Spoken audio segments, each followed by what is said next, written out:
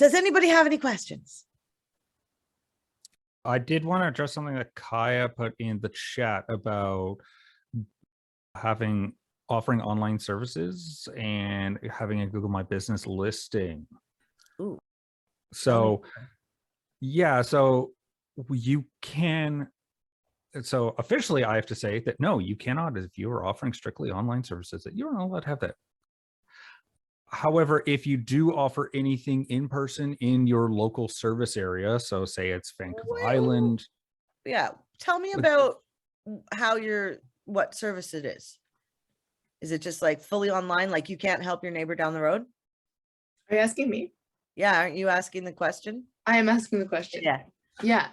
So they do like journal writing courses, and a lot of it is digital products. She does do speaking, which would be at physical locations, and maybe could be convinced. No, she can some be in-person considered a event. hybrid. So that's what I would do, which is a service area. Okay. So in the Google sheet, you'll actually see it, though. You can read about the hybrid. It's a business that can serve. So they had to make some changes with COVID because so if you call them up though, and you tell them, no, I'm just completely a virtual business, they'll be like, no. I actually know somebody who did that because she's an idiot and she got her business. I was like, you could help your neighbor. Like you could, so you're not fully just virtual. So utilize what you got. And, but if you're in an apartment building or something like that, and Google wants to, like, they're putting the gears on, then yeah, they'll want you to have signage outside of your house. Like they could actually do that to us, be like, you need a decal on your car and you need signage. And those are all doable at some point. So I would be optimistically cautious. Go for if you're setting up a Google business profile, always go for getting it mailed to you versus talking to a representative. Yeah. Don't ever I talk had a to client anyone. who set it up and she put the wrong address. And so now I'm stuck in this freaking like crazy hole with Google, and they need me to prove that she actually has a business at her house. So that's going to be fun. Yeah. Fill out the form and just say she does, and somebody nice will verify it, but it can be painful. Make sure you're charging for that. Yeah, remember Pip, for who was that from the embroidery? What was her name? Or like the branding? Yeah. Kelly? Kelly. Oh, Kelly. Remember? Yeah. She went through Yeah, hell. because she had to have the signage out front because she got into it with them and they were like, you need to have a Google certified sign in your front door. And then they wanted like a Google Maps view, I think, a picture from out of the house with the signage, and then like a Google Maps view that, corroborated that was the location. And yeah, they have some really weird specifications, but yeah, ultimately just fill it out very quietly and just take advantage of their automated systems and just quietly have it sent the postcard. Just verify, only do a surface area, and just don't get greedy. And then you should be fine. The only people we've known. Yeah, I've learned a couple of new things too. You can't, if you do products, you should, it looks like anyway, not that they tell you, but that you should link not to your homepage. Like you should, if you have a product, link to its service page, like have the page. Don't just have nothing, right? Because they'll be like, no, you don't, that's denied. But over time, Google's changing things, right? Y'all have a huge opportunity on how to train your clients now, how to use the new Google business profile, because when they're going to use it, all they have to type into Google is my business, and their information will show up and to educate them on where to go, what to do, what to post, unless you're posting for them. Yeah. So audits are fun, right? Just a question, by the way, for our clients, like no PO boxes. It's very tricky. No No PO boxes, no office. co-working spaces. Yeah, no PO boxes and no co-working spaces. Okay. And there's no kiosks. Yeah. Yeah. I don't personally, it bugs me. It bugs me when a business, like, we are all in business. Yeah, I want to serve people who are 2 towns from me. I do. But am I going to have a like fakey little location? No, because that's not planned by the rules. And the rules say, technically, your Google My Business, you're on 20 minutes or max 2 hours, 2 hours from your location. So when you do the the service areas, the great thing is, like, Vancouver has the little areas, right? Like, you can do Burnaby and like South Burnaby, and you can take up your 20 locations pretty easily, no matter where you live. So does everybody have an idea in their head what audits they're going to do? Yeah. Yeah. Okay. I'm seeing nods. Tell me which What would one. be the content audit? Okay. And Candace? Screaming frog. Off to review which options. Okay, awesome. I have a And question about the Screaming Frog audit. Yeah. Yes. Can I use just the normal Google Analytics that I have set up, or do I need Google Analytics to get that middle sheet? Oh, that's the content audit. Oh, okay. You're correct to point that out, that yes, it does require the old UA to work. Ahrefs, who built that sheet, is working on something new based on what I read, and there's so you don't need the GA4 right now. no, you don't need GA4. You just want, and it's even better because you guys are working off historical data, right? Like, you're doing a year over year, and that's going to be done through the UA. And so you guys will be fine for doing that. It's what happens this time next year is where it gets a little weird. And Where we're having to work on what we're going to change, how we're going to change our audit. oh, everyone is. It's going to be just the best. Oh yeah, yeah. It'll be great. It's a great profession because honestly, what other profession? I don't know about you all, but I worked in a newspaper and I sold ads. I sold the square, then I sold a rectangle, and then I sold it 52 times or 4 times, and I sold it with color or black and white. And my education process was less is more, and that's it. That's boring. How thrilled to have when you go to a party, you're like, what do? I sell a square box that you can burn in a campfire. And when you burn a newspaper, you're like, oh, that was like $18,000. So this is great. You're never going to be bored. Is anybody Like else? an ADHD friendly job. Sorry. Yeah, it is. It is. Especially the audits and the strategy, because you're just digging through everybody's stuff. The only thing we don't really do is much of a social audit, which we could charge more for if we did like the whole gamut. But our list, and I think I've shared them with you, I changed our intake call questions, and I've combined over the years. I have the best intake call questions. It takes an hour and I will know everything about your business, your dreams, your desires.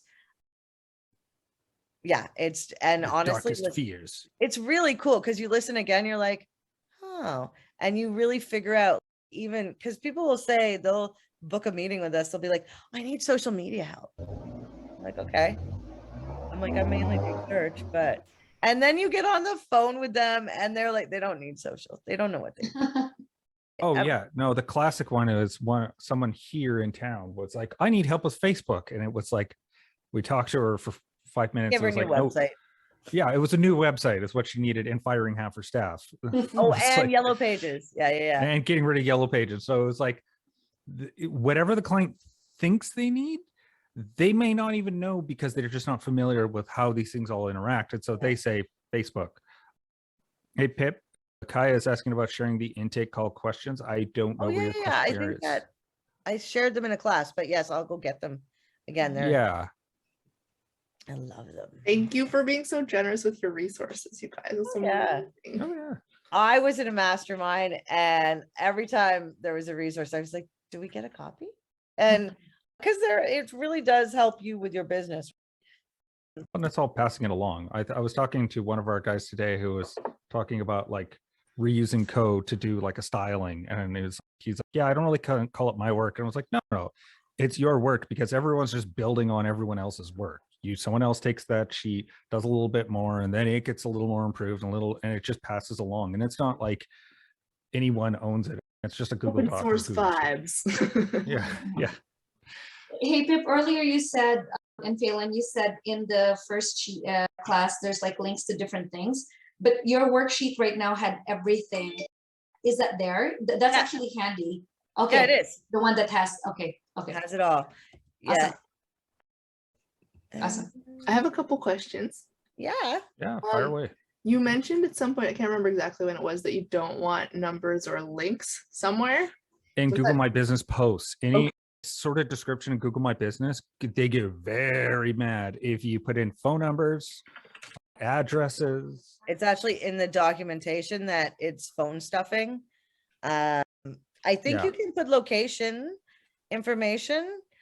So in your description or post, but I avoid all numbers because it is a machine doing it. So if you're putting pricing, the other thing I notice that people don't do is utilize the event stuff, making the different posts. I think Google, they give you those options, which means they probably want you to try them, which is a huge opportunity for you, for any clients, if they have virtual meetings or open houses or Kaya, for you guys, workshops, anything like that, it's a huge opportunity for you guys to use those things in Right.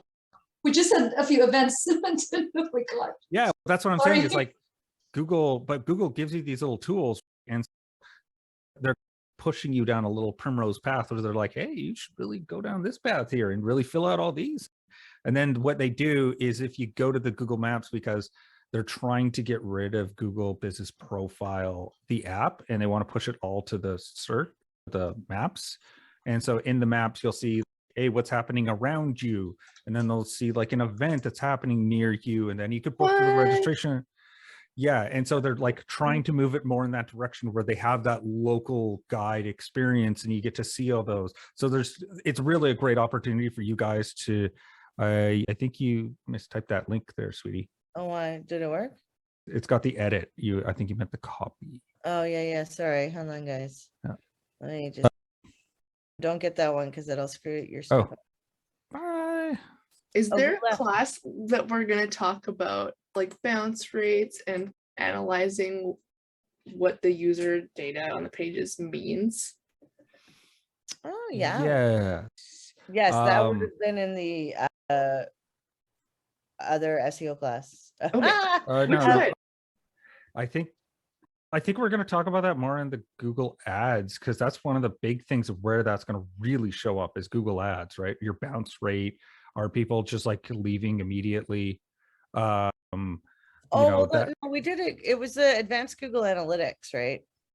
As well. Yes, I did go through a bit of that in that class. It's changing because of the new one with Google Analytics 4, but I'll be super happy to talk about bounce rates and how to analyze that stuff. And also will come up when we are doing the CRO class with Google. Yeah, ads. because That- that's where you talk to your client about what happens, right? Like, it's great that you're getting people to a page, but they're not converting. So that's down the line when you're like, okay, we've done all these things, we've brought you traffic, but that traffic is not doing the action.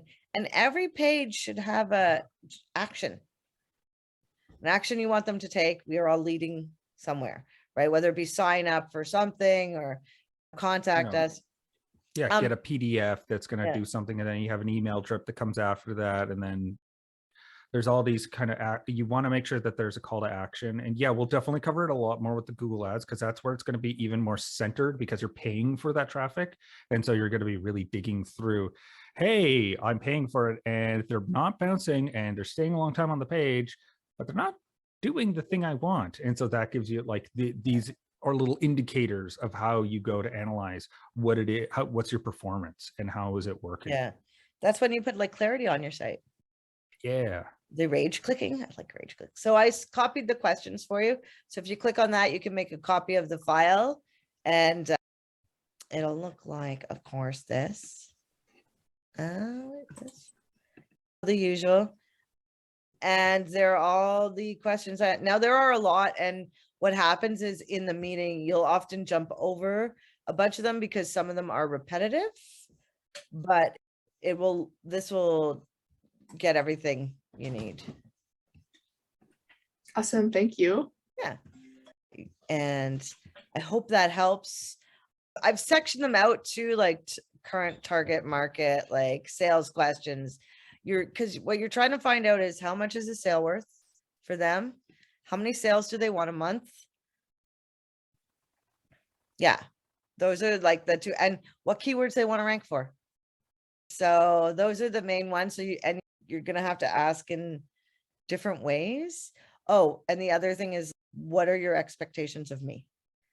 That is huge. So, I mean, you might over years time, you'll probably change these questions for yourself. But when you ask so many questions, this is part of what develops trust, right? Like you're really trying to get to know their business. You want to be taken through a sale. A link to the sheet. Kyle, if you go to, because that class or the audit we showed you today is actually a client audit. If you go to the first audit class, the technical audit class, about 2 weeks ago in Kajabi, you'll get the slide deck there, and that'll have the links to everything. So you'll get the exact thing you saw. It just won't be for a specific client.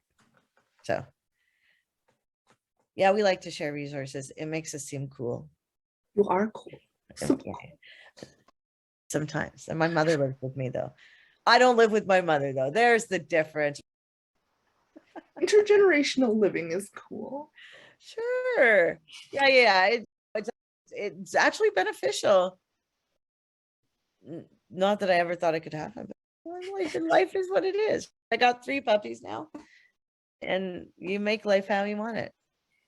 And if you chill out, then your mother gardens and cooks, and you can work all the time. Where are you on the island, Kaya? I'm on Long Harbor. Where? Just on Long Harbor, so like pretty close to Ganges. Oh. Yeah. I was actually in Duncan on the weekend for my cousin's birthday, and I was like, I wonder where Pip and Phelan live. You're always welcome, by the way. You're all welcome if you pass. Of course, we have a pool. I saw that. Yeah. But that was an accident. It was like, I feel very fortunate about it, but we were looking for a place for 2 years, and we actually wanted land so I could get a llama. But I know I got the problems. People are like, what are your dreams? I'm like, an indoor swimming pool and a goat. Not together. Just so you know, one has its own. Anyway, enough about me. I'm really excited about your audits. I know it can be overwhelming, but I need to figure out how to get you all to do this stuff, because you actually have to do it. Because if you do it, it changes everything. Your confidence level rises. Yeah. So that's why I'm pushing you.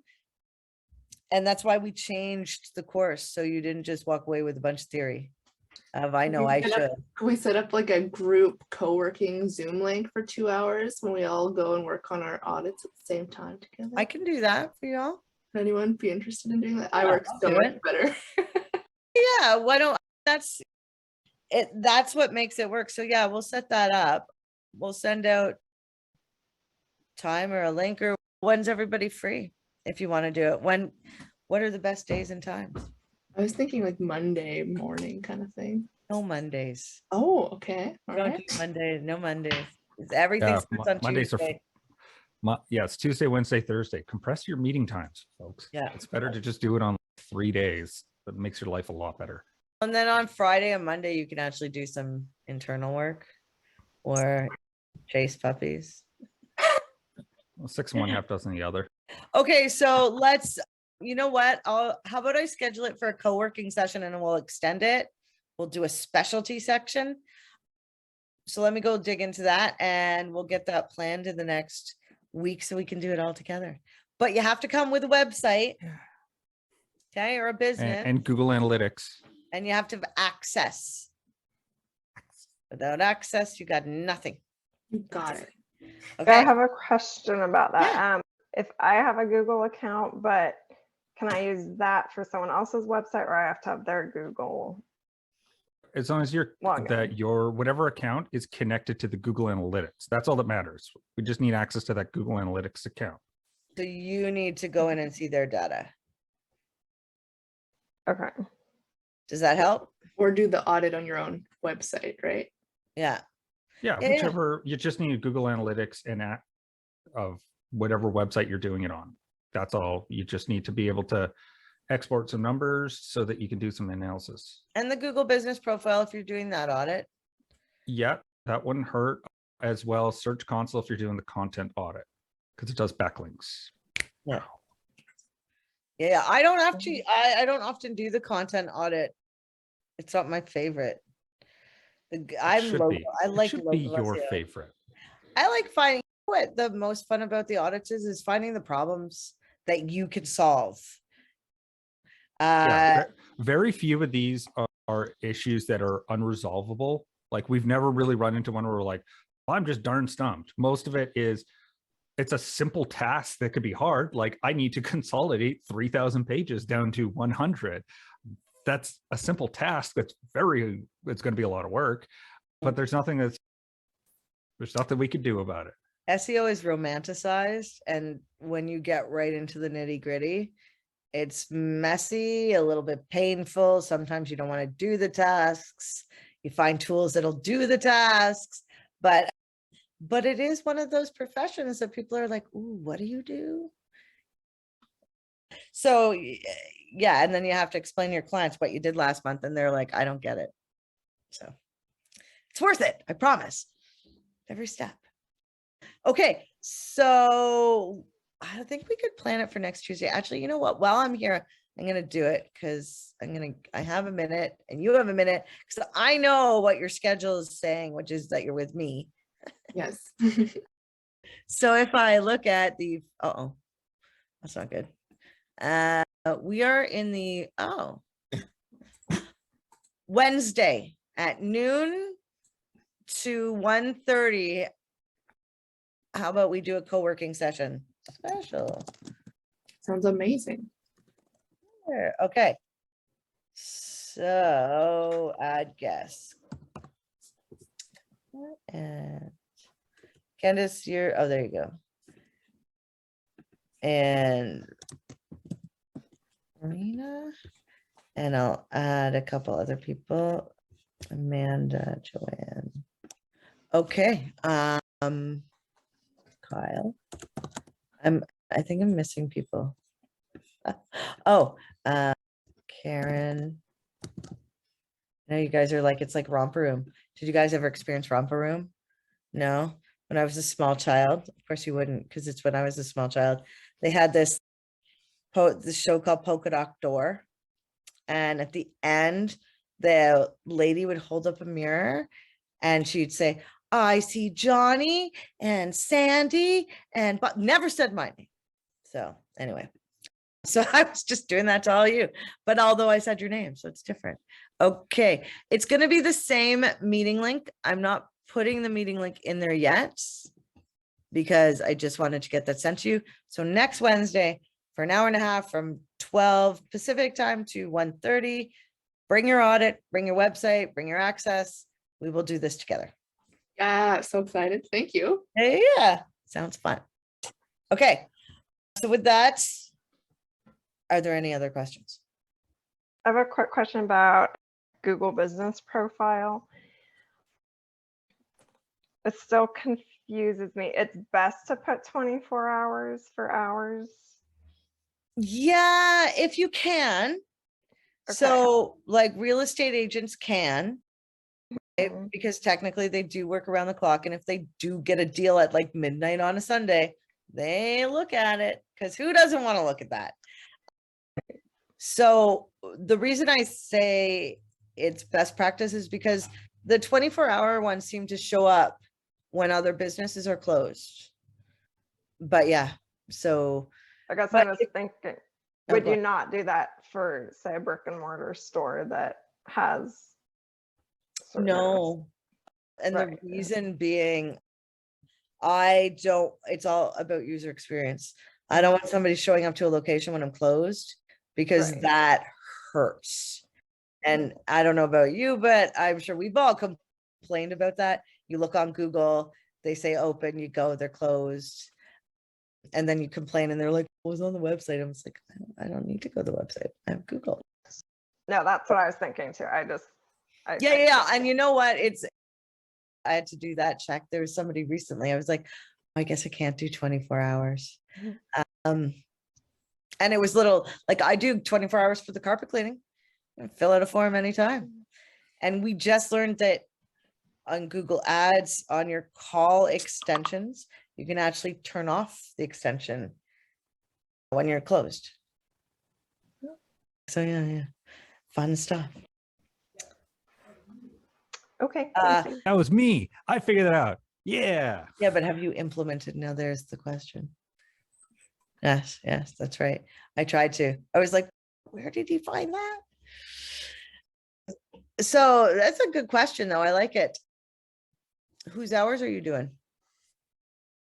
Oh, no one's. I was confused because I thought, yeah, for brick and mortar, that doesn't make sense because Doesn't, you yeah, wouldn't yeah. want to give Yeah. the customer I- wrong information. But if you do special hours that are 24 hours and say like, I don't know, you're- Online hours. yeah, because you could have online hours and you're like, oh, fill out a form that it's like, hey, I'd like to know, say it's like a butcher, I want 200 chicken wings. How much is that going to cost me? You're just looking for some information that wouldn't necessarily count to the store, but it's still the website that's integrated with it. And so that would still be something where 24 hours would.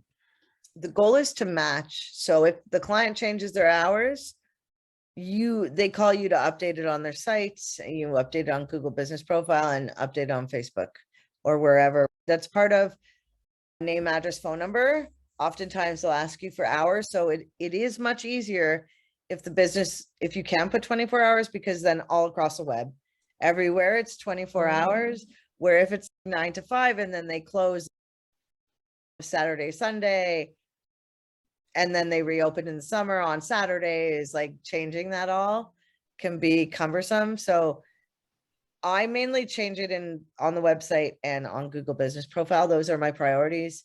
The other ones will just stay the 9 to 5 or whatever. So yeah, fun jobs. Okay. Thank you. Thank you, guys. Yeah. All right. I guess you'll have time off and we'll see you soon. Time off. What's that? Yeah. Get to work. All right. We'll see you soon. Bye.